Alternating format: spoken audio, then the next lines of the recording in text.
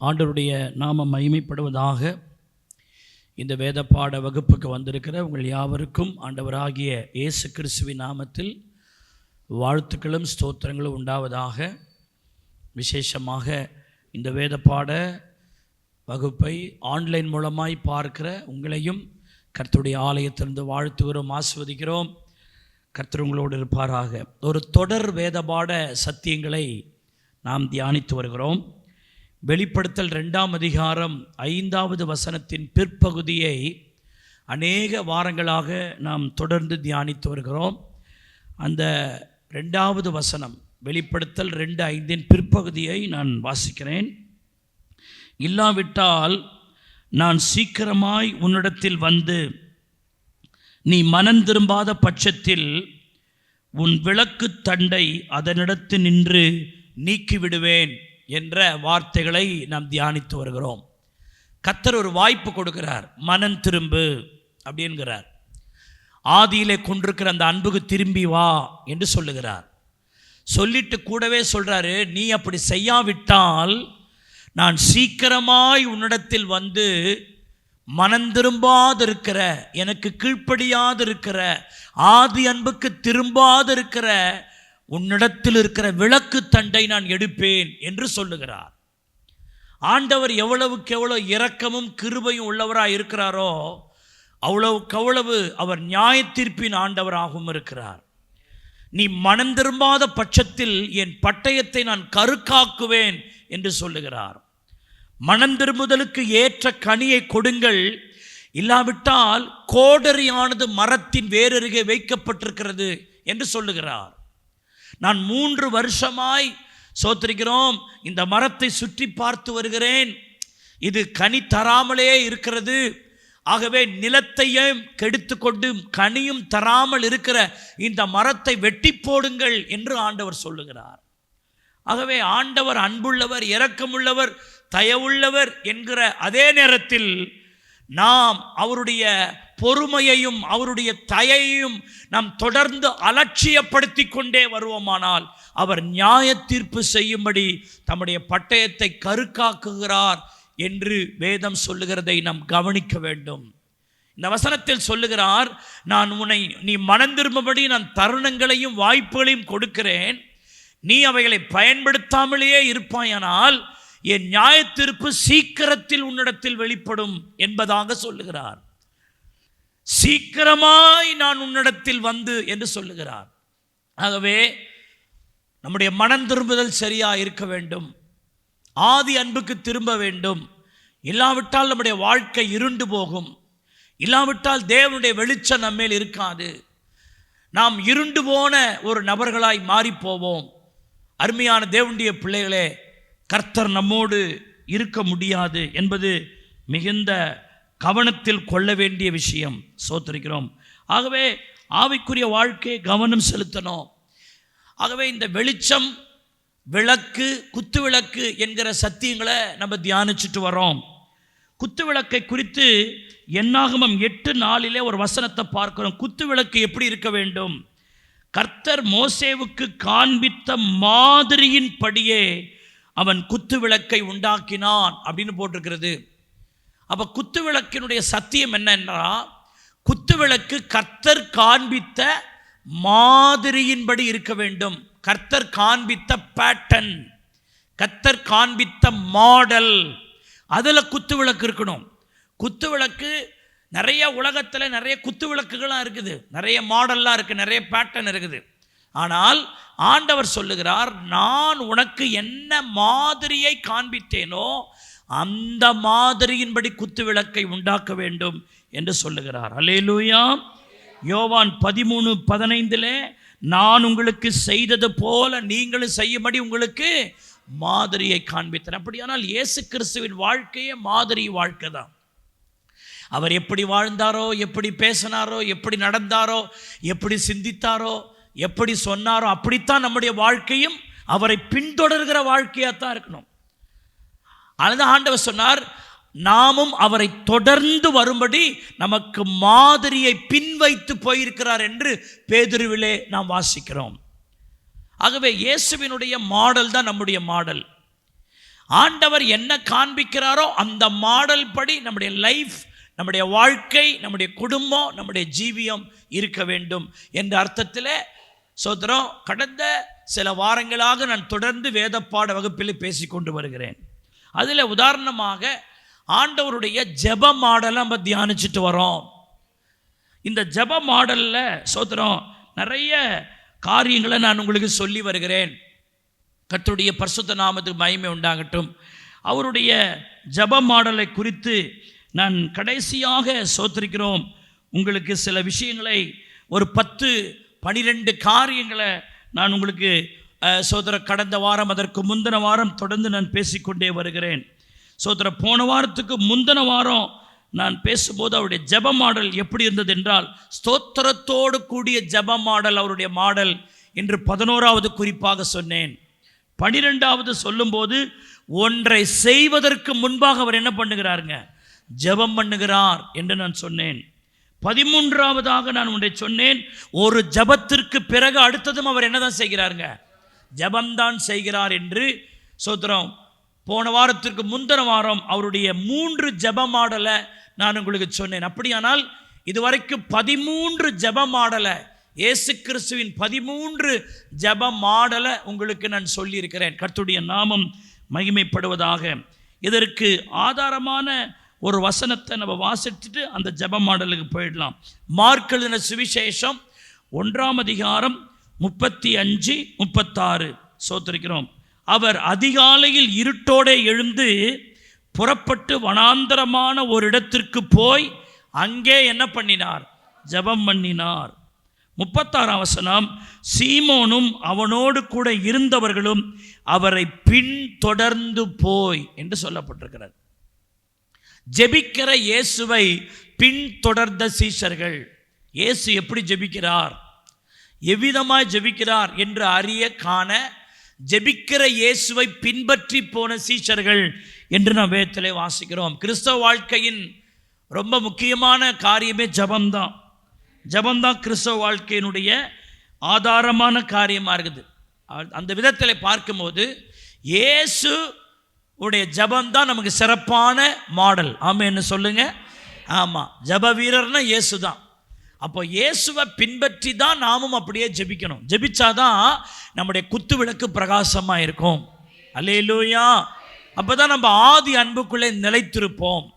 அப்போதான் நம்முடைய மனம் திரும்புதல் சரியாக இருக்கும். அப்போ தான் நம்ம வீட்டுக்கும் சபைக்கும் சமுதாயத்துக்கும் வெளிச்சம் கொடுக்கிறவர்களாக இருப்போம். இயேசுவை பின்பற்றி அவரை போல நாமும் ஜெபிக்க வேண்டும். ஆமென் என்ன சொல்லுங்க? 14வது குறிப்பு, இயேசு எப்படி ஜெபித்தார் என்றால் எல்லாவற்றையும் அப்புறப்படுத்தி ஜெபித்தார். எதெல்லாம் அப்புறப்படுத்தணுமோ அதை அப்புறப்படுத்தி ஜெபித்தார். இது இயேசு கிறிஸ்துவின் 14வது ஜெப மாடல். கர்த்தருடைய பரிசுத்த நாமத்துக்கு மகிமை உண்டாகட்டும். அப்புறப்படுத்தி இயேசு ஜெபித்தார். சில காரியங்களை நான் சொல்லுகிறேன் பாருங்கள். லூக்கா 5:15-16. அப்படி இருந்தும் அவருடைய கீர்த்தி அதிகமாய் பரம்பிற்று. திரளான ஜனங்கள் அவருடைய உபதேசத்தை கேட்பதற்கும் அவராலே தங்கள் பிணிகள் நீங்கி சௌக்கியம் அடைவதற்கும் கூடி வந்தார்கள். ஜனங்களுடைய இன்டென்ஷன் பாருங்க. இயேசு நாடத்திட்ட கூடி வராங்க. எதுக்காகலாம் கூடி வராங்க? நல்லா கவனிங்க. சோத்திருக்கிறோம். திரளான ஜனங்கள் அவருடைய உபதேசத்தை கேட்பதற்கு, சும்மா டைம் பாஸ் பண்ணுறதுக்காக இயேசுகிட்ட வரல. என்னென்னத்துக்காக வராங்க? உபதேசத்தை கேட்பதற்கும் அவரால் தங்கள் பிணிகள் நீங்கி சௌக்கியம் அடைவதற்கும் கூடி வராங்க. ஆண்டவர்கிட்ட கூடி வராங்க. ஆனால் இயேசு என்ன செய்தார்? அடுத்த வசனம், அவரோ, லிசன் த வேர்ட். இதான் ரொம்ப முக்கியம். ஜனங்கள் ஒரு நோக்கத்தோடு இயேசுவிடத்தில் வருகிற அந்த நேரத்தில் இயேசு என்ன செய்தார்? அவரோ வனாந்தரத்தில் தனித்து போய் என்ன பண்ணி கொண்டிருக்கிறார்? ஜெபம் பண்ணிட்டு இருக்கிறார். ஜனங்கள் ஒன்றுக்காக வர்றாங்க. ஆனால் அந்த நேரம் இயேசுவுக்கு ஜெபம் மிக அவசியமாய் தேவைப்பட்டது. இப்போது நான் ஜெபிக்க வேண்டிய நேரம். உங்களுக்கு உபதேசம் சொல்வதற்கு, உங்கள் பிணிகளை நீக்குவதற்கான நேரம் அல்ல. இது என்னுடைய ஜெப நேரம். நான் ஜெபிக்க வேண்டிய நேரம்.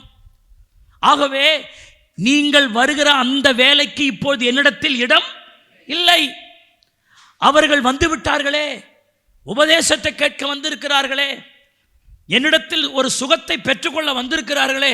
ஆகவே ஜெபத்தை அப்புறப்படுத்திவிட்டு இதை முதலாவது செய்துவிட்டு பிறகு ஜெபிப்போம் என்றில்லாமல், கூடி வந்த திரளான ஜனங்களாயிருந்தாலும் அவர்களை அப்புறப்படுத்திவிட்டு அவர் ஜெபம் என்கிற அந்த காரியத்தில் கவனம் செலுத்துகிறார். உங்கள் வாழ்க்கை என்னுடைய வாழ்க்கை இந்த மாடல்ல இருக்கணும். 1000 பணிகள் இருந்தாலும், 1000 விஷயங்கள் நம்மை நெருக்கி கொண்டிருந்தாலும், ஜெபம் எனக்கு மிக முக்கியம் என்று மனதில் நீங்கள் எண்ண வேண்டும். அப்போதான் நீங்கள் பிரகாசிக்கிற குத்து விளக்காக இருக்க முடியும். எனக்கு ஓய்வு கிடைத்தால், எனக்கு பிரச்சனைகள் எல்லாம் நீங்கி சோத்திரம், எனக்கு சோத்திரம் ஜெபிப்பதற்கான சூழல் எனக்கு கிடைத்தால் நான் ஜெபிப்பேன் என்பது இயேசுவினுடைய ஜெப மாடல் அல்ல. எத்தனை பேர் என்னை சூழ்ந்து வந்தாலும் அத்தனை பேரை அப்படியே நிறுத்திவிட்டு நான் போய் ஜெபிப்பேன் என்பதுதான் இயேசுவின் ஜெப மாடல். ஹல்லேலூயா. நான் ஆதி காலத்தில் விசுவாசிகளை பார்த்துருக்கிறேன். எத்தனை தான் சொந்தக்காரங்க வந்தாலும் அவங்க ப்ரேயர் டைமில் கரெக்டாக போயிடுவாங்க ப்ரேயருக்கு. அவங்க சொல்லுவாங்க, நீங்கள் வந்திருக்கிறீங்க, கொஞ்சம் வெயிட் பண்ணுங்கள், இது என் ஜெப நேரம், நான் போய் ஜெபம் பண்ணிவிட்டு பிறகு நாம் அதை பேசுவோம். அது எத்தனை கோடி ரூபாய் லாபமாக இருந்தாலும், எத்தனை பெரிய முக்கியமான உறவுக்காரர்களாக இருந்தாலும், அவர்களால் 1000 வந்தாலும் சோத்திர இயேசுவை பின்பற்றுகிறவர்கள் ஜெபத்தையே முக்கியப்படுத்துவார்கள். அல்லேலூயா. நிறைய பேருடைய வாழ்க்கையே ஆசீர்வாதமாக இல்லைன்னா, யாராவது வந்துட்டாங்கன்னா, சூழ்நிலைகள் மாறிடுச்சுன்னா உடனே இவங்களுடைய ப்ரேயரை 2வது பட்சம் ஆக்கிட்டு வந்தவங்களுக்கு முதல் பாகத்தை கொடுத்துட்றாங்க. இன்றைக்கி ஜெபம் பண்ணணும், இன்றைக்கி என் ஜெப நேரம், இன்றைக்கி ஜெபம் சோத்தரிக்கிறோம், நான் ப்ரேயர் பண்ணணும்னு ஒரு தீர்மானம் எடுத்திருப்பாங்க. அந்த நேரமாக பார்த்து யாராவது வருவாங்க. அந்த நேரமாக பார்த்து நமக்கு ரொம்ப வேண்டியப்பட்டவங்க வருவாங்க. அல்லாவிட்டால் நமக்கு பண உதவி செய்கிறவங்க கூட வருவாங்க. நமக்கு பண உதவி செய்யும்படி அது சம்பந்தமாய் பேசும்படி கூட வருவாங்க. ஆனால் அருமையான தேவனுடைய பிள்ளைகளே, நாம் அதின் மேல் நாம் கவனம் வைப்போமானால், அதெல்லாம் பண்ணிவிட்டு எல்லாருக்கும் அமைச்சிட்டு அதுக்கப்புறம் ஜெபம் பண்ணுவோன்னா அது இயேசுடைய ஜெப மாடல் அல்ல. உபதேசத்தை கேட்கிறதற்கும் அவரால் சௌக்கியம் அடைவதற்கும் திரள் ஜனங்கள் சாதாரண நாட்களில் 1000கணக்கான மக்கள் கூடி வந்தாலும் அவரோ, அந்த தமிழ் வார்த்தை உங்களுக்கு புரியுதா? அவரோ, அங்கே இருக்கு. இந்த வார்த்தை தான் ரொம்ப முக்கியம். அவரெல்லாம் உபதேசம் கேட்கறதுக்காக வராங்க, சௌக்கியம் அடைவதற்காக வராங்க. ஆனால் அதன் நடுவில் இயேசு என்ன பண்ணினார்? தனித்த அவர்களை விட்டு தனிமையாய் போய், அவர்களை அப்புறப்படுத்தி விட்டு தனிமையாய் போய் ஜெபம் பண்ணி கொண்டிருந்தார். பிரசன்ட் டென்ஸ்ல வருது பாருங்க. இந்த மாதிரி ஒரு பிரதர், இந்த மாதிரி ஒரு சிஸ்டர், இந்த மாதிரி ஒரு வாலிப தம்பி, இந்த மாதிரி ஒரு வாலிப தங்கச்சி செய்வார்களானால் அவர்களை கொண்டு தான் கர்த்தர் அந்த கடைசி நாளில் கிரியை செய்வார். எவ்வளவோ என் பிள்ளைக்கு எத்தனையோ பேர் வராங்க, ஆனால் அத்தனை பேரை தள்ளி வச்சுட்டு என் சமூகத்தில் முழங்கால் படிக்கிட்டு ஜெபிக்கிறாளே, எல்லாத்தையும் தள்ளிவிட்டு என் மகன் எனக்கு முன்பாக முழங்கால் படிக்கிட்டு ஜெபிக்கிறாரே, என்னை முக்கியப்படுத்தி ஜெபிக்கிறாரே. அப்படியானால் அந்த ஜெபத்தை நான் முக்கியப்படுத்த வேண்டும், அந்த ஜெப குறிப்பை நான் முக்கியப்படுத்த வேண்டும், அந்த தேவ பிள்ளையை நான் முக்கியப்படுத்த வேண்டும், அவனுடைய காரியத்தை நான் முக்கியப்படுத்த வேண்டும் என்கிறதில் அவர் கவனம் செலுத்துவார். அல்லேலூயா. இதான் இயேசுவின் ஜெபம். ஐயோ, வந்தவங்க நம்மளை பற்றி என்ன நினச்சிக்குவாங்க, நம்ம இவ்வளோ பேர் வந்திருக்கிறோம், ஆனால் இவர் ஜெபம் பண்ணுறன்னு போய் ஜெபம் பண்ணிட்டு இருக்கிறாரு, என்ன இது அப்படின்னு சிலருக்கு முணுமுணுத்து இருக்கலாம். நம்ம உபதேசம் கேட்கறது தானே வந்தோம், சௌக்கியம் அடைவதுக்கு தானே வந்தோம். ஆனால் அந்த இயேசு பாரு, அவர் மாட்டு போயிட்டு வந்திருக்கிறோம் தெரிஞ்சும் போயிட்டு ஜெபம் பண்ணிட்டு இருக்கிறான்னு சிலெல்லாம் மனசுக்குள்ளே பேசியிருக்கலாம், சொல்லியிருக்கலாம். அதை பற்றி ஆண்டவருக்கு என்ன இல்லை, கவலை இல்லை. இப்போ ஏன் ஜெப நேரம். அல்லேலூயா. இப்பொழுது உங்கள் நடுவில் இருந்து காரியத்தை செய்வதற்கான நேரம் அல்ல என்று தனக்கு வேலைகள் இருந்தாலும் அதை தள்ளிவிட்டு ஜெபத்திற்கு முக்கியம் கொடுக்கிறார். இன்றைக்கி நிறைய பேர் எப்படி நம்ம ஜெபிக்கிறாங்க, அவங்களுக்கு எதுவுமே இருக்கக்கூடாது, அப்போ தான் ஜெபத்துக்கு வருவாங்க. இல்லை பாஸ்டர் ஒரே வேலை வந்துக்கிட்டே இருந்தாங்க, ஆட்கள் வந்துகிட்டே இருக்கிறாங்க, அதனால் ப்ரேயருக்கே வர முடியல, ஆட்கள் வந்துக்கிட்டே இருக்கிறாங்க, ஆகவே இன்றைக்குடைய ஜெபத்தை நான் பண்ணவே இல்லை, இன்றைக்கி 1 மணி நேரம் ஜெபம் பண்ணிடணும்னு பார்த்தேன்.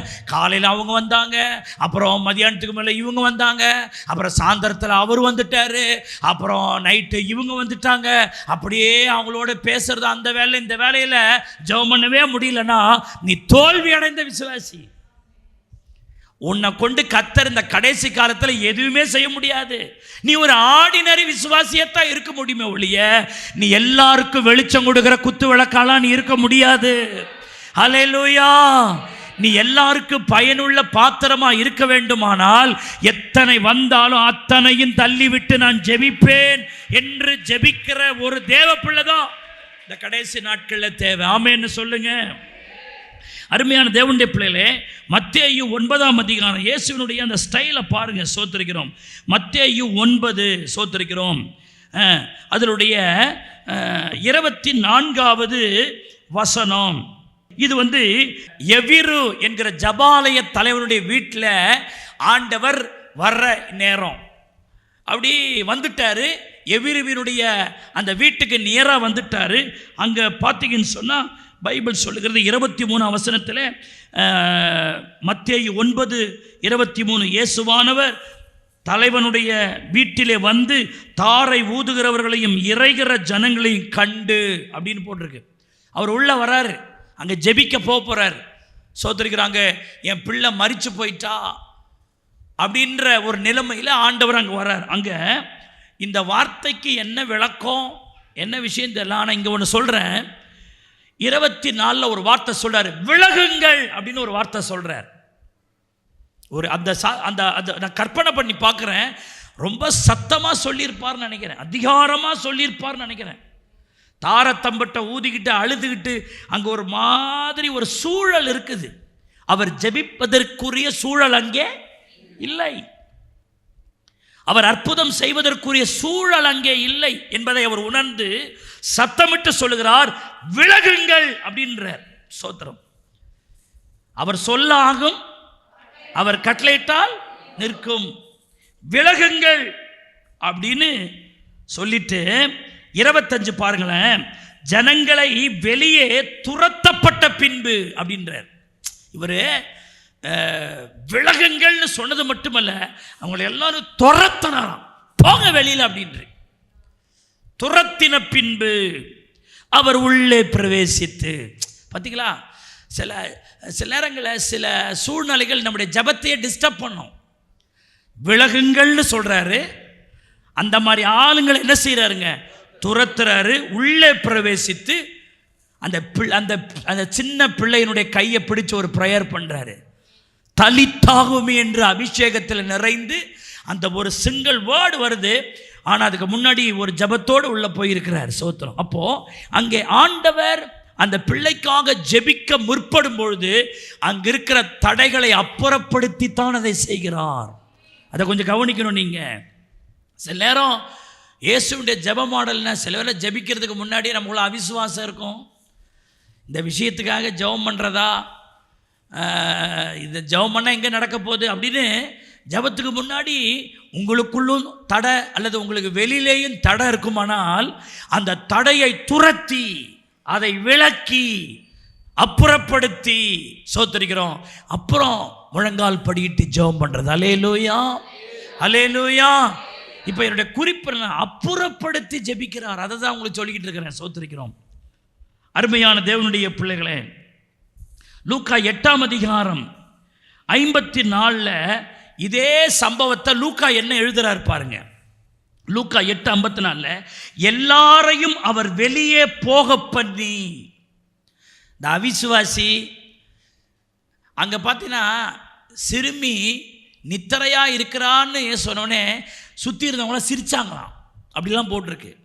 அப்போ அவிசுவாசம் உள்ள ஆளை வச்சுக்கிட்டே கர்த்தர் ஒன்றையும் செய்கிறது இல்லை. அவளை எல்லாரையும் வெளியே போக பண்ணி அப்புறம் அவளுடைய கையை பிடித்து எழுந்துரு அப்படின்னு சொல்லி ஜபத்தோடு அதை சொல்கிறார். அப்போ சொல்கிறதுக்கு முன்னாடி சிலதை அப்புறப்படுத்துகிறார். உங்களுக்கு விளங்குதா? உங்களுக்கு அருமையான தேவனுடைய பிள்ளைகளே, சூழலை அப்புறப்படுத்தணும், அங்கே இருக்கிற சோத்திரம் எத்தனை சொந்தக்காரங்க வந்திருந்தாலும் உங்களை பார்க்குறதுக்கு உங்களோட பேசுறதுக்கு வந்திருந்தாலும் அந்த ஜப நேரம்னு நீங்கள் ஒரு ஃபிக்ஸ் பண்ணிட்ட பிறகு யார் வந்திருந்தாலும் ஜபத்துக்கு தான் நீங்கள் ப்ரியாரிட்டி கொடுக்கணும்.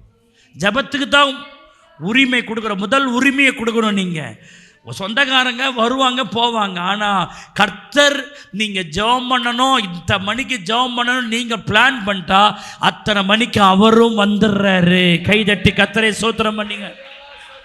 அல்லேலூயா.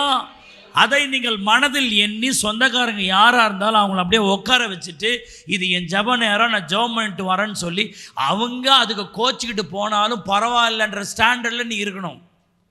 ஆவிக்குரியவன் புரிந்து கொள்வான். அதை புரிஞ்சிக்காம அதுக்கு உங்களுக்கு விரோதமாக பண்ணுறான்னு அதை கர்த்தர் பார்த்துக்குவார். ஏன்னா நம்ம விதண்டாவாதம் பண்ணல, கர்த்தரை முன்னிலைப்படுத்துகிறோம். முதலாவது தேவனுடைய ராஜ்யத்தையும் அவருடைய நீதியும் தேடு, அப்போது இவைகள் எல்லாம் உங்களுக்கு கூட. சண்டே சர்வீஸ் நான் கிளம்ப போகிறோம், ஞாயிற்றுக்கிழமை ஆராதனை நேரம்னு நான் கிளம்பிட்ட பிறகு யார் வந்தாலும் சோத்தரிக்கிறோம். ஒன்று என் கூட சர்ச்சுக்கு வரதா இருந்தால் என்ன செய்ய வா, இல்லாட்டி உனக்கு வர இஷ்டம் இல்லையா இரு, நான் ஆராதனைக்கு போயிட்டு வந்து பேசுவோம். எதுவாக இருந்தாலும், அது நரேந்திர மோடியாக இருந்தாலும், அது அமித்ஷாவாக இருந்தாலும் சோத்திரம், அது ரங்கசாமியாக இருந்தாலும் சோத்திரிக்கிறோம், அது எந்த எம்பியாக இருந்தாலும், எந்த கேபினட் மினிஸ்டராக இருந்தாலும் சோத்திரம், அவரை பார்த்துட்டு பேசிட்ட பிறகு தான் உங்கள்கிட்ட வந்து பேசுவோம். கைதட்டி கர்த்தரை ஸ்தோத்திரம் பண்ணுங்க. நம்முடைய இந்தியாவில் நாகாலாந்துன்னு ஒரு மாநிலம் இருக்குது, இருக்கா? இந்த நாகாலாந்து மாநிலத்தில் இந்திரா காந்தி பிரைம் மினிஸ்டராக இந்தியாவில் இருந்த காலகட்டம் கவனிக்கணும். அப்போது அருமையான தேவனுடைய பிள்ளைகளே, இந்திரா காந்தி பிரைம் மினிஸ்டராக இருக்கும்போது நாகாலாந்தில் ஒரு காரியத்திற்காக ஒரு பிரைம் மினிஸ்டர் ஞாயிற்றுக்கிழமை வர்றதுக்கு அப்பாயின்மெண்ட் கொடுக்குறாங்க. எங்கே வர்றதுக்கு? நாகாலாந்து மாநிலத்தில் வர்றதுக்கு இந்தியாவினுடைய பிரைம் மினிஸ்டராக இருந்த இந்திரா காந்தி அப்பாயின்மெண்ட் கொடுக்குறாங்க. முக்கியமான அப்பாயின்மெண்ட்டாக என்னதுங்க? இது முக்கியமானது. அந்த மாநிலத்திற்கு ஒரு நன்மை செய்ய, அந்த மாநிலத்திற்கு ஏதோ ஒன்றை திறந்து வைக்க, ஏதோ ஒரு முக்கியமான பேச்சுவார்த்தை நடத்த அவங்க வராங்க. அப்போ அந்த மாநிலத்தின் முதல்வர் சொல்கிறாரு, இந்த ஞாயிற்றுக்கிழமை நாங்கள் கர்த்தரை ஆராதிக்கிற நாள், நாங்கள் கர்த்தரை சேவிக்கிற நாள், நாங்கள் கர்த்தருடைய ஆலயத்தில் அவரை மகிமைப்படுத்துகிற நாள். ஆகவே அந்த நாளில் நாங்கள் உங்களோடு கூட இருந்து செய்ய முடியாது, வேறு ஒரு நாளுக்கு நீங்கள் அப்பாயின்மெண்ட் கொடுங்க. ஹல்லேலூயா. எங்கேயோ நடந்ததில்லை, இந்தியாவில் சோத்திரம். கர்த்தர் தான். அல்லேலூயா. அவர் ராஜாதி ராஜா, கர்த்தாதி கர்த்தா, தேவாதி தேவன், ஒருவராய் பெரிய காரியங்களை செய்கிறவர். அவரை போல ஒரு தெய்வம் இல்லை. அல்லேலூயா. ஆகவே அவருக்கு ஃபர்ஸ்ட் ப்ரையாரிட்டி கொடுக்கணும். நீங்க அவரை முக்கியப்படுத்தணும். அப்போதான், அதான் இயேசுடைய ஜெப மாடல். எல்லாருக்காக உங்க ஜெபத்தை மாத்திரக்கூடாது, அவங்கள பிரியப்படுத்தணும், இவங்களை பிரியப்படுத்தணும்னு சொல்லிட்டு சோதர சில ஆட்கள்லாம் சொந்தக்காரன் வந்துட்டானா சர்ச்சுக்கே வர மாட்டாங்க. சிலர்லாம் நான் பார்க்குறேன், ஒரு சிலரை ஞாயிற்றுக்கிழமைக்கு காணாது. எனக்கு மட்டும்தான் தெரியும் ஏன் அவங்க வரலன்னு. ஊரில் இருந்து சோத்திரிக்கிற வெளிநாட்டிலேருந்து யாராவது அவங்க சொந்தக்காரங்க அவங்க யாராவது வந்துட்டாங்கன்னா ஞாயிற்றுக்கிழமை சர்வீஸ்க்கு வர மாட்டாங்க. ஆனால் அதை குறித்த ஒரு அக்கறை அவங்கள்ட்ட இல்லை. யாராக கூட இருக்கட்டுங்க, யாராக வேணாலும் இருக்கட்டும். அப்போது உன்னுடைய மனம் யாரை முக்கியப்படுத்துகிறது? ஆண்டவர் உங்களை குறித்து என்ன நினைப்பார் அதை பாருங்க. ஊழியக்காரன் உங்களை குறித்து என்ன நினைக்கிறான், சபை உங்களை குறித்து என்ன நினைக்குது, அதெல்லாம் ரெண்டாவது பட்சம். ஆனால் உன்னை சிருஷ்டித்தவரும் உன்னை உருவாக்குனவரும் உன்னை பேர் சொல்லி அழைத்து ஒவ்வொரு நிமிஷமும் உன்னை விசாரித்து நடத்தி வராரு, அவர் உன்னை குறித்து என்ன நினைப்பார்னு நீங்கள் யோசிக்கணும். அல்லேலூயா. இயேசுவை தவிர முக்கியம் இந்த உலகத்தில் எதுவுமே நமக்கு இல்லை. அல்லேலூயா. அப்புறப்படுத்தி ஜெபிக்கிறார். அவரை ஃபாலோ பண்ணி அப்போஸ்தலரும் அப்படித்தான் ஜெபம் பண்ணுறாங்க. அப்போஸ்தலர் 9:40 பாருங்க. இங்கே தொர்க்கால் மரித்து போனால் என்ற செய்தியை பேதுருட்ட சொல்லி அனுப்புகிறாங்க. பேதுரும் வரார். அப்போது தொர்க்கால் மரித்து போனால் அவள் இந்த பூமியில் இருக்கும்பொழுது அவள் செய்த அங்கிகள் எல்லாத்தையும் சோதரிக்கிறோம் பேதுருக்கிட்ட காண்பித்து அங்கே இருக்கிற விதவைகள் எல்லாம் பேசிக்கிட்டு இருக்கிறாங்க. பைபிள் சொல்லுது 9:40 பேதுரு எல்லாரையும் வெளியே போக செய்து. என்னங்க, சும்மா பேசிக்கிட்டே இருந்து இவர் ஜெபிக்க வர ஆளை கூட மைண்ட் என்ன செய்கிறாங்க, திருப்புறாங்க. அது அந்த கதை பாஸ்டர், இந்த கதை பாஸ்டர்னு. அந்த பேதுரு பாஸ்டர் என்ன பண்ணுறாரு, கொஞ்ச நேரம் எல்லாரும் வெளியே போங்க போங்கன்னு செய்து முழங்கால் படிக்கிட்டு ஜெபம் பண்ணினார்னு இருக்கா இல்லையா? அல்லேலூயா. பேச்செல்லாம் அப்புறம் பேசிக்குவோம். நீ நான் பேசுகிற பேச்செல்லாம் அப்புறம் பேசிக்குவோம், டிஸ்கஷன்லாம் அப்புறம் வச்சுக்குவோம். முதல்ல இப்போ ப்ரேயர் பண்ணுவோம். அப்படின்றதுக்கு என்ன செஞ்சார்னா எல்லாரையும் வெளியே போக பண்ணிட்டார். அது கொஞ்சம் கஷ்டமாக தான் இருக்குது. என்னடா நம்ம பேசினே இருக்கோம், டக்குன்னு வெளியே போக சொல்கிறாரு, பாஸ்டர் நம்மளை இன்சல்ட் பண்ணிட்டாரு அப்படின்னு நீங்களாம் தான் சொல்கிறீங்க. தோத்திரம், பாஸ்டர் முன்ன மாதிரிலாம் கிடையாது, கையேறி போச்சு, டக்குன்னு நம்மளை தள்ளிட்டாரு, அது எப்படி தள்ளுவாலாம் அப்படின்னு டபார்னு அது குத்தி 4-5 ஃபோன் பறக்கும். என் கதை ஊரெல்லாம் நாரும் வேறு. அது என்கிட்ட நேரடி, எனக்கு என்னை பொறுத்த வரைக்கும் நான் ஒரு கமிட்மெண்ட்டில் இருக்கிறேன். நேராக பேசினா மோதிடுவோம்.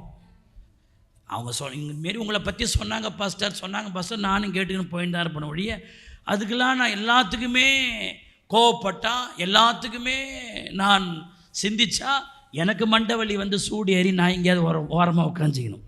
ஆகவே ரொம்ப நான் டென்ஷன் எடுத்துக்க விரும்பலை. அப்போ யாராவது சொன்னால் சரி அவங்க அறியாமல் விட்டுருவாங்க. நேரில் பேசுனா அவங்கள்ட்ட தைரியமாக பேசலாம், பின்னாடி பேசுகிறவங்கள்ட்ட நான் பேசிகிட்டு இருக்க முடியாது. இப்போது ஒருவேளை அப்படி சொல்லும்போது நிறைய பேர் என்ன சொல்லலாம், ஆனால் அதை பற்றி பேதுருவுக்கு கவலை இல்லை. இப்போது நீங்கள் என்கிட்ட பேசிகிட்டே இருக்கிறீங்க, சரி எல்லாம் இருக்கட்டும், நீங்கள் கொஞ்சம் வெளியில் போங்கன்னு எப்படி இருக்கும் கொஞ்சம் யோசிச்சு பாருங்கள். பைபிள் படியே நான் நடந்தால் அடுத்த முறை என்ன பண்ணுவீங்கன்னு எனக்கு தெரியல. சோத்தரிக்கிறோம், இவரெலாம் ஒரு பாஸ்டரு, இவரெலாம் ஒரு இயேசுநாதரை பிரசங்கம் பண்ணுறாரு, இவரெலாம் ஒரு ஆள் அப்படின்னு உங்கள் வாய்க்கு வந்தபடி என்ன சொல்லிட்டு போவீங்களோ தெரியாது. ஆனால் பேதுரு என்ன செய்தான், எல்லாரையும் வெளியே போக செய்து அவன் ஜெபம் பண்ணினான். ஆமென் என்ன சொல்லுங்கள். அதுக்கு பிறகு அங்கே வசனம் சொல்லுது, பிரேதத்தின் புறம்பாய் திரும்பி, அதுக்கப்புறம் அங்கே கிடத்தப்பட்ட சடலமாய் கிடத்தப்பட்ட அங்கே தொற்காலுடைய சரத்தை பார்த்து தபித்தாலே எழுந்திரு என்றான். அப்பொழுது அவள் தன் கண்களை திறந்து பேதுருவை பார்த்து உட்கார்ந்தாள். இயேசு எவரில் வீட்டில் என்ன பண்ணாரோ அதைத்தான் அப்போஸ்தலரும் அதே மாடலை பின்பற்றாங்க. ஆமென் என்ன சொல்லுங்க. அல்லேலூயா. இதான் இயேசுடைய ஜெப மாடல். அப்புறப்படுத்தி ஜெபம் பண்ணினார். ஆகவே நாமும் நம்முடைய குடும்பத்தில், நம்முடைய தனிப்பட்ட வாழ்க்கையில் சோத்திருக்கிற நம்முடைய ஜெப நேரங்களில் யார் வந்தாலும் அவர்களை தள்ளி வைத்து விட்டு நாம் கர்த்தரை நோக்கி என்ன செய்யணும், ஜெபம் பண்ணணும். ஆமென்னு சொல்லுங்க. அல்லேலூயா, அல்லேலூயா. அப்போ நாம் கர்த்தரை நோக்கி ஜெபிக்கும் பொழுது அந்த ஜெபம் வல்லமை உள்ள ஜெபம், அதுதான் இயேசுவுடைய ஜெப மாடல். ஆமென்னு சொல்லுங்க. அல்லேலூயா. 15வது குறிப்பு, இயேசுவுடைய ஜெப மாடல் என்னன்னா, தேவ சித்தத்திற்கு ஒப்பு கொடுத்து ஜெபித்தார். அவருடைய பிரேயர் எல்லாமே according to will of God, தேவ சித்தத்தின்படி ஜெபிக்கிறார். ஒருவன் எதை கேட்டாலும் தேவ சித்தத்தின்படி என்ன செய்யணும், கேட்கணும். இச்சைகளின்படி கேட்கக்கூடாது. நம்முடைய ஆசை விருப்பங்களை எல்லாம் ஆண்டவர்கிட்ட போய் திணிக்கக்கூடாது. ஒருத்தன் கேட்டான் பாருங்க, உமக்கு சித்தமானால் என்னை சுத்தமாக்கும். உடனே ஆண்டவர் சொன்னார், எனக்கு சித்தம் உண்டு, நீ என்ன ஆகு, சுத்தமாகு. எல்லாம் அந்த சித்தத்தின் அடிப்படையில் நம்முடைய ஜெபம் இருக்க வேண்டும். ஆமென் சொல்லுங்க. அல்லேலூயா. மத்தேயு 26, ஆண்டவர் கெத்செமனே தோட்டத்திலே அவர் எப்படி ஜெபிக்கிறார் உங்களுக்கு எல்லாருக்குமே தெரியும். அவர் மறுபடியும் 2ஆம் தரம் போய், என் பிதாவே, இந்த பாத்திரத்தில் நான் பானம் பண்ணினால் ஒழிய இது என்னை விட்டு நீங்க கூடாததாகில் உம்முடைய சித்தத்தின்படியே கடவுதென்று என்ன பண்ணினார், ஜெபம் பண்ணினார். உம்முடைய சித்தத்தின்படியே கடவுதென்று ஜெபம் பண்ணினார். லூக்கா 22ஆம் அதிகாரம் அதனுடைய 42வது வசனத்தை நீங்கள் வாசிச்சா அங்கே போட்டுக்குது, பிதாவே உமக்கு சித்தமானால் இந்த பாத்திரம் என்னை விட்டு நீங்கும்படி செய்யுமாயினும் என்னுடைய சித்தத்தின்படி அல்ல உம்முடைய சித்தத்தின்படியே கடவுதென்று ஜெபம் பண்ணினார். சித்தத்தின்படியே கடவுதென்று என்ன பண்ணினார்? ஜெபம் பண்ணினார். இதான் இயேசுடைய ஜெப மாடல். அப்போ நம்ம ஜெபிக்கும் போது அவருடைய சித்தத்தை அறிந்து, ஆண்டவரே உமக்கு சித்தமானால் இதை செய்யும் என்று அப்படி ஜெபிக்கணும். அதான் இயேசுடைய ஜெபம். 1 யோவான் 5:14 சொல்லுகிறது, நாம் எதையாகிலும் அவருடைய சித்தத்தின்படி கேட்டால் அவர் நமக்கு செவி கொடுக்கிறார் என்பதே அவரை பற்றி நாம் கொண்டிருக்கிற தைரியம். நாம் எதையாகிலும் அவருடைய சித்தத்தின்படி கேட்டால் அவர் நமக்கு செவி கொடுக்கிறார் என்பதே நாம் அவரை பற்றி கொண்டிருக்கிற தைரியம். அவருடைய சித்தத்தின்படி கேட்பது. சோத்ரம். இந்த சித்தத்தை குறித்து விளக்குறதுக்கு சில பாயிண்ட்ஸ் நான் சொல்கிறேன் பாருங்க.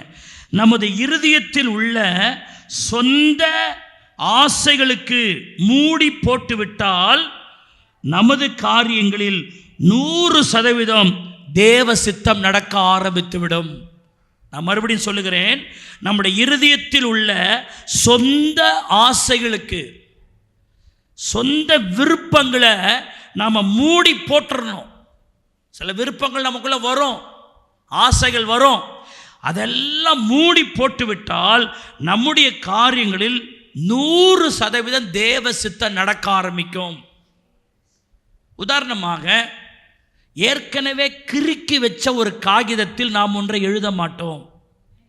கர்த்தருக்கு முன்னாடி போகும்போது நம்முடைய இருதயத்திலே நம்முடைய விருப்பம் ஆசைகளை வச்சுட்டு போனால் அங்கே சித்தம் என்ன செய்யாதுங்க? நிறைவேறாது. ஏன்னா நமக்குள்ளே 1008 விருப்பங்களை உள்ளே வச்சுக்கிட்டு நம்ம ஜெபம் பண்ண அந்த ஜெபம் அர்த்தம் இல்லாமல் போயிடும். க்ளீனாக போயிடணும். என் ஆசை இல்லை, எனக்கு விருப்பம் இல்லை ஆண்டவரே, உங்கள் சித்தத்தின்படி என்னை ஒப்பு கொடுக்குறேன்னு ஒரு க்ளீன் பேப்பராக போனால் அதில் தான் எழுதுவார் ஆண்டவர். அவருடைய சித்தத்தை எழுதுவார், அவருடைய விருப்பங்களை நமக்கு தெரிவிப்பார். சோத்திருக்கிறோம். அநேக சமயங்களில் நாம் தேவ சித்தத்திற்காக ஜெபிக்கும் போது சுய ஆசைகளை சிலுவையில் அறையாமல் அவைகளை நிறைவேற வேண்டும் என்கிற ஆசையோடே ஜெபிக்கிறோம். அதனால்தான் நாம் எதையும் பெற்றுக்கொள்ளாமல் இருக்கிறோம்.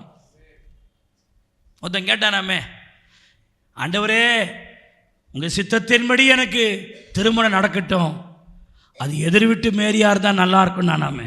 தோத்திரம் இல்லை. அப்போது அங்கேயும் சைக்கிள் கேப்பில் ஒன்று விடுறான் பாருங்க. தோத்திரம். கல்யாணம் நடக்கட்டும், அது எதிர் விட்டு மேரியா இருந்தா, பக்கத்து விட்டு பங்கஜமாக இருந்தால் நல்லாயிருக்கும் அப்படின்ற மாதிரி அவருடைய இதையும் சொல்கிறார். அந்த ப்ரேயர் சோத்திரம் சத்தா என்ன செய்யாதுங்க? இருக்காது. அப்போது தேவ சித்தத்தின்படி ஜெபிக்கிறது என்ன? நம்முடைய ஆசை இச்சைகளை சிலுவையில் அறைந்து விட வேண்டும். அல்லேலூயா. என் விருப்பம் இல்லை ஆண்டவரே, என் ஆசை இல்லை, உங்கள் சித்தம் என் வாழ்க்கையில் நடக்கட்டும் ஆண்டவரே. உங்களுக்கு இது சித்தம் இல்லைன்னா எனக்கு வேண்டாம், உங்களுக்கு சித்தமாக இருந்தால் ஓகே ஆண்டவரே அப்படின்னு உங்களை டோட்டலாக அவருடைய சித்தத்துக்கு நீங்கள் வரும்போது அப்படி செய்கிற ஜபந்தான் இயேசுடைய ஜப மாடல். கைகளை தட்டி கர்த்தரை ஸ்தோத்திரம் பண்ணுங்க. இயேசு மனுஷகுமாரனா இருக்கிறார்ல, அந்த சிலுவை பாட அவர் அதுக்குள்ளே போகிறதுக்கு அவர் மனுஷகுமாரனா இருக்க தயங்குறார். பிதாவை பார்த்து கேட்குறார், ஆண்டவரே இந்த பாத்திரம் என்னை விட்டு நீங்கள் கூடுமானா நீங்கள் எம்படி செய்யுங்களேன், இந்த சிலுவை பாடுகளை நான் எப்படி சுமப்பேன்? உடனே அவருக்குள்ளே ஒரு எண்ணம் வருது, ஒரு ஆவியானவருடைய நடத்தல் வருது. இல்லை, இந்த பாத்திரத்தை நீ சுமந்து தான் ஆகணும், இந்த பாடுகளுக்குள்ளே நீ வந்து தான் ஆகணும், அப்போ தான் இந்த முழு உலகத்துக்கு ரட்சிப்பு உண்டாகும்னு பிதா அவருக்கு ஒரு இன்டிமேஷன் கொடுத்தாரோ தெரில. டக்குன்னு இந்த ஜபத்தை அப்படியே மாத்துறாரு. ஆகிலும் என்னுடைய சித்தத்தின்படி அல்ல, உம்முடைய சித்தமே என்னில் நிறைவேறட்டும் என்று சொல்லுகிறார். அல்லேலூயா. இதுதான் ஜெப மாடல். ரெண்டாவது இதில் ஒரு துணை குறிப்பு கொடுக்கிறேன். நமது தேவைகள் விண்ணப்பங்கள் தேவனுடைய வசனத்தோடு இணைந்து போகிறதா என்று ஆராய்ந்து பார்த்து ஜெபிப்பது சித்தமான ஜெபம். கொஞ்சம் கவனிக்கணும்.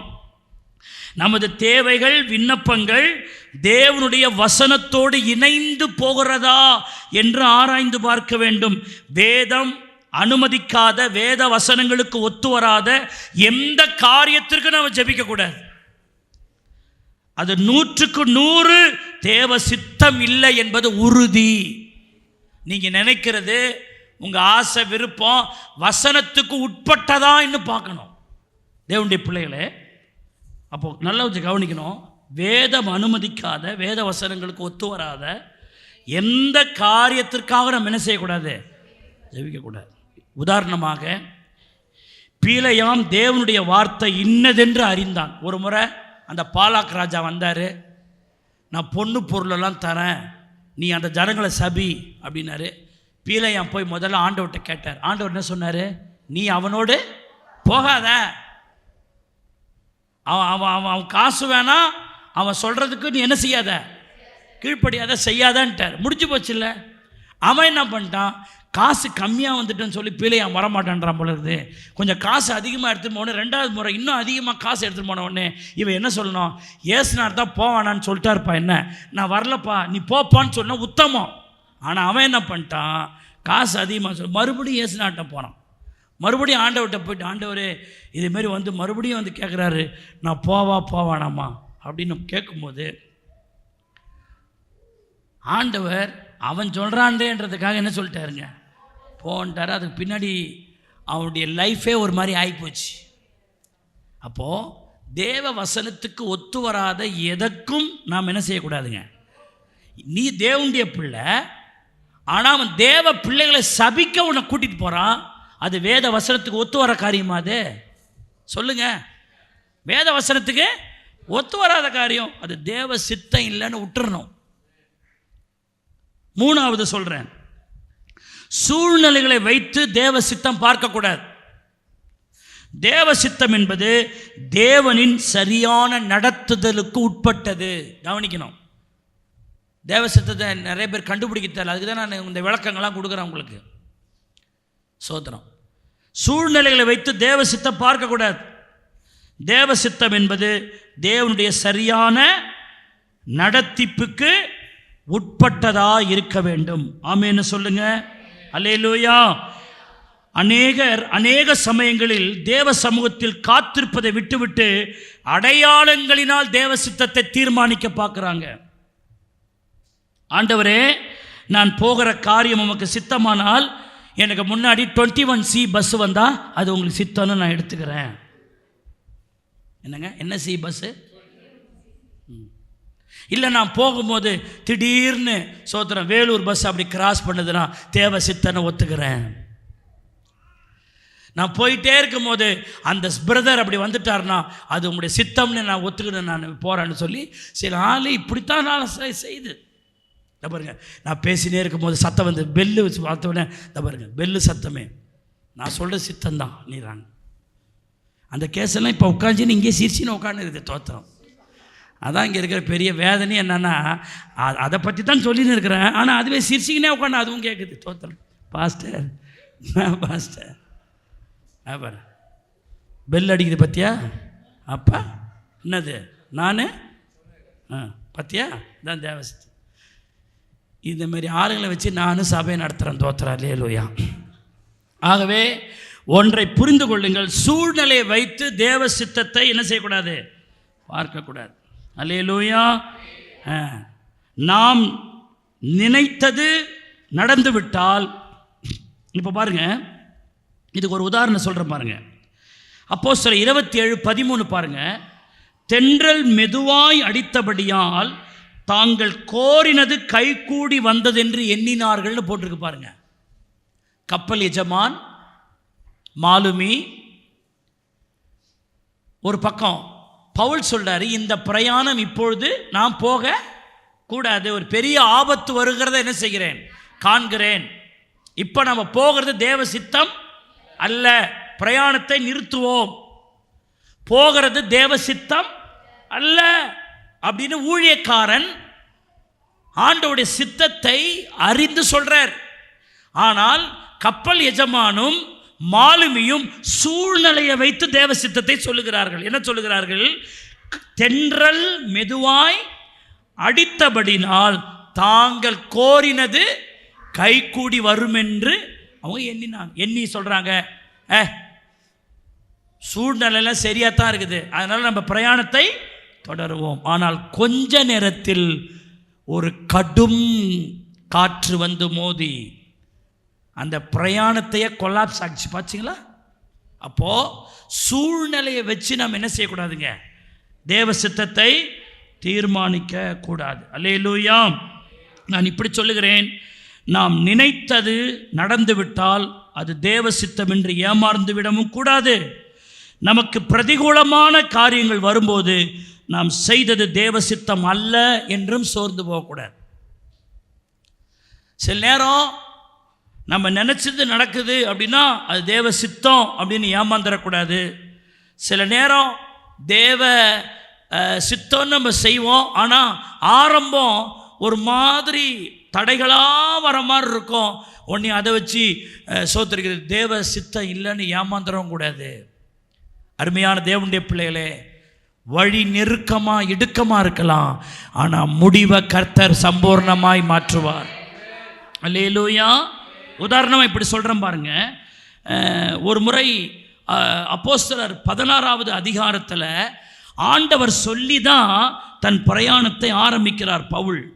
அப்போஸ்தலர் 16:9. அப்போஸ்தலர் 16:9 நல்லா கவனிங்க. அங்கே ராத்திரியிலே பவுலுக்கு ஒரு தரிசனம் உண்டாயிற்று. அது என்னவெனில், மக்கதோனியா தேசத்தை சேர்ந்த ஒருவன் வந்து நின்று, நீ மக்கதோனியாவுக்கு வந்து எங்களுக்கு உதவி செய்ய வேண்டும் என்று தன்னை வேண்டிக் கொண்டதாக தரிசனம் இருந்தது. 10ஆம் வசனம்.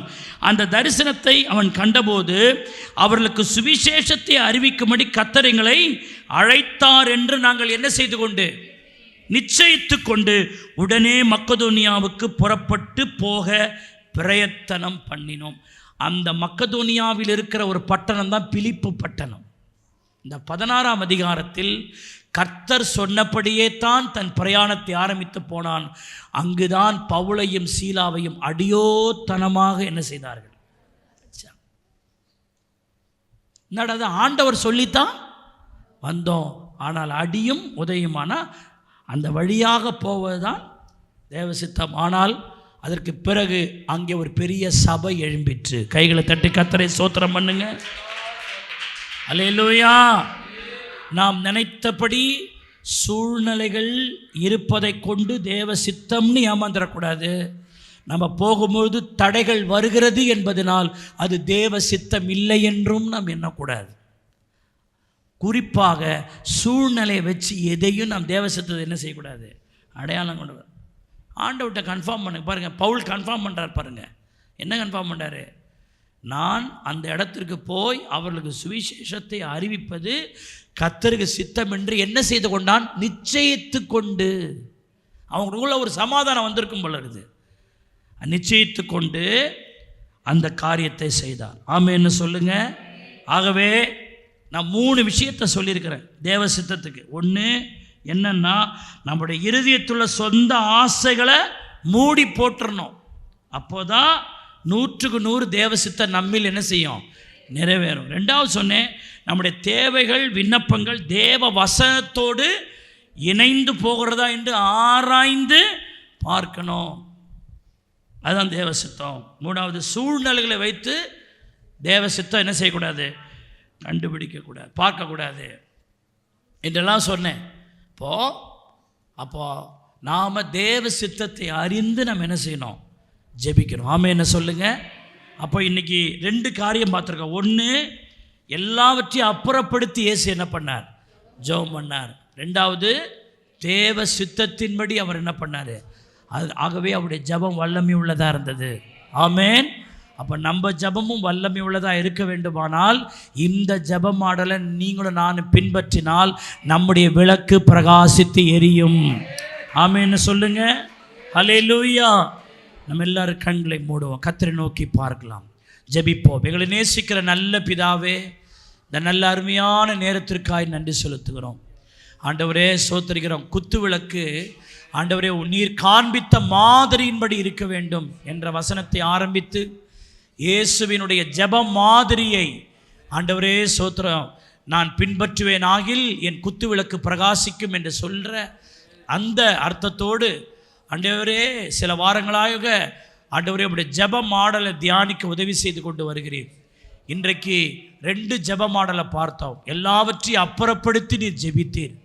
ஆகவே என்ன தடை வந்தாலும், எத்தனை பேர் எங்களை தேடி வந்தாலும் ஜபந்தான் முதல்லன்னு சொல்லி அப்புறப்படுத்தி நாங்கள் ஜெபித்து அதில் ஜெயம் எடுக்க, ஜபத்தில் வீரர்களாக இருக்க, ஜபத்தில் சாதிக்க உதவி செய்யும்.